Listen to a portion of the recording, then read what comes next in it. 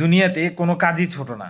তবে আপনি যদি সুস্থ সবল মানুষ হয়ে থাকেন, একদম ইয়ং মানুষ হয়ে থাকেন, তবে আপনি যদি কাজ ছাড়া এমনি আপনার টাইম নষ্ট করেন, তখন এটা হচ্ছে অসম্মানের বিষয়।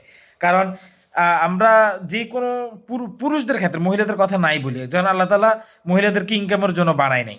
তো যারা ব্যক্তিগতভাবে ইনকাম করতে চায় তাদের ক্ষেত্রে ভিন্ন। তবে আমরা পুরুষ যারা, আমরা তো ইনকামের জন্যই, আমরাই তো ইনকাম করবো সংসারের জন্য, সব কিছুর জন্যই। তো পড়ালেখার পাশাপাশি চেষ্টা করবেন যে নিজের মাইন্ডকে ফিউচারের জন্য রেডি করার জন্য, মানে নিজে থেকে তৈরি হওয়ার জন্য। আপনি চাকরির মনোভাব রাখবেন না।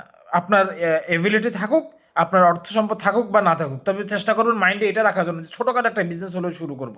হয় ঝালমুড়ির দোকান হইলেও হবে, না হয় ছোটোখাটো কোনো দোকান, মানে আমি ঝালমুড়ির কথা বলছি যে ছোটোখাটো বিজনেস হলেও যাতে হয়, কেমন? তবে ব্যবসার মনোভাব রাখবেন।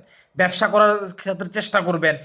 টুকটাক টুকটাক ছোটোখাটো কোর্স করার চেষ্টা করবেন। বাড়িতে অবসর সময় কিছু শিখার চেষ্টা করবেন।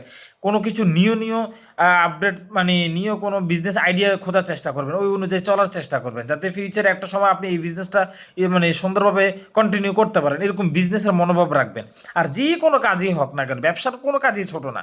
ছোট থেকেই শুরু করেন। তাও ব্যবসার মনোভাব রাখেন ভিতরে। আপনাদের জন্য অনেক উপকার হবে।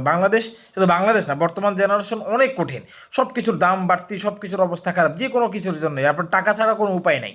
তাই অন্তত চেষ্টার দরকার, আমরা চেষ্টা করব। বাকিটুক দেওয়ার মালিক আল্লাহ। আল্লাহ তাআলা যা দিবেন অবশ্যই সেটা ভালোর জন্যই দিবেন, ভালোই দিবেন ইনশাআল্লাহ।